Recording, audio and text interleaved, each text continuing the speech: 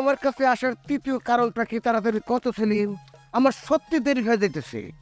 মনির ভাই তোমার না জানে আমি একটা কাম করে ফেলাইছি। এখন কইতে পারো যে ওইটা কোন লেগে আছে। আমার না জানে একটা কাম করে ফেলাতে শোনে। কি কাম করছিস?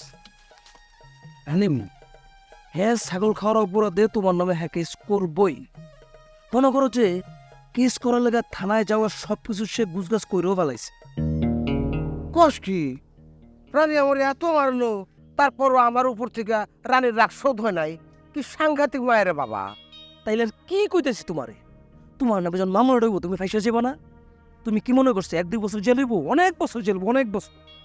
আরে না তোর ভুল ইনফরমেশন। ছাগলের কেস অত বড় কেস না। তাছাড়া ওই ছাগলের মাংস তো আমি একলা খাই নাই, গরিব দুঃখীর মধ্যেও মাংস বিলি করছি। তোমারে কোন ছাগলে কইছে যে ছাগল চোরের কেস অনেক বড় কিছু না? আরে এটা লোক তো নারী নির্যাতন যোগ্য। তুমি একটা নারীর ছাগল খাইছো না? হ্যাঁ, আরে নারীর ছাগল খাইছি, ওই ছাগল তো নারী ছিল না। সেটা নারীর কলচা তোর একটা ধরা ছিল। সে ঝড় গিয়া পুলিশের কাছে কইবো আল্লাহ রে আমার সব শেষ হয়ে গেছে। তখন পুলিশের মন গইলা তোমার যখন ধরে লয়ে যাইব তখন কি হবো? আমি তো এটা কল্পনা করতে পারতেছি না। তোমারে পুলিশের টান্ডা পেরে লয়ে যাবো মনে ভাই মানতে কাঙ্গিস্টারে ভাই, মানতে পারবো।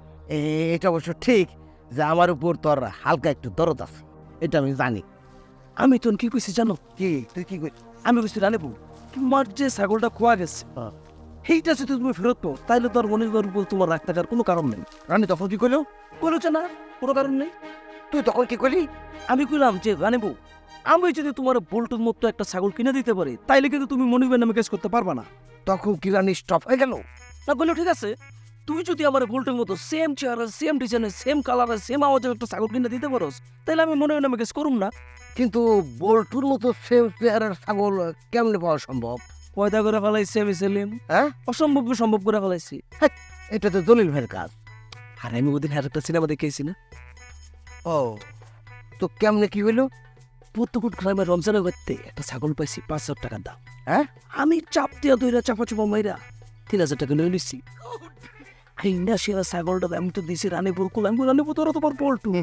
হ্যাঁ তো পেকে পল্টু রে লাগে তোর কপাল ধরে দেয় না। এই যে আমার খুশি হইতো না? আমি অনেক খুশি হয়েছি রে সেলিম, আমি অনেক খুশি হয়েছি।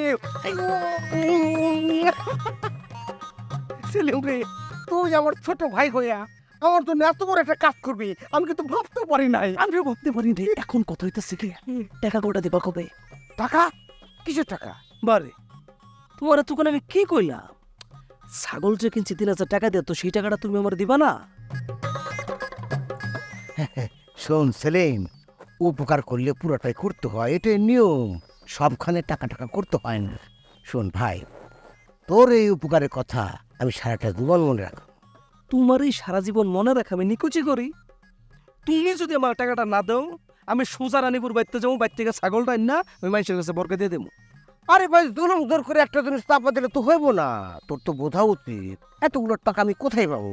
শোনা ভাই, আমার মনটা আরেকটু বড় কর, দেখবি তুই আরো বড় হতে পারবি। পাম্পটি মারা লাগবো না, আমার আর বড় লাগবো না, যথেষ্ট বড় হয়েছি আমি। টাকা তুমি আমার দিবা কি দিবা না সেটা আমি জানতে চাইছি। যদি টাকাটা না দাও ডান্ডার বাড়ি কারে কয়, কত প্রকার কি বুঝবা কিন্তু টেলা।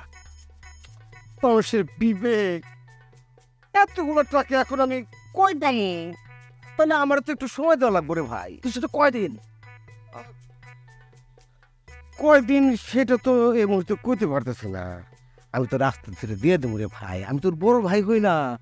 একটু সময় দিবি তো। মনে কর বুঝলি না, এতগুলো টাকা ওষুধ খারাপ বানাইলাম। দেবুনি দেবুনি দেবুনি, তুই কোনো চিন্তা ভাবনা করিস না।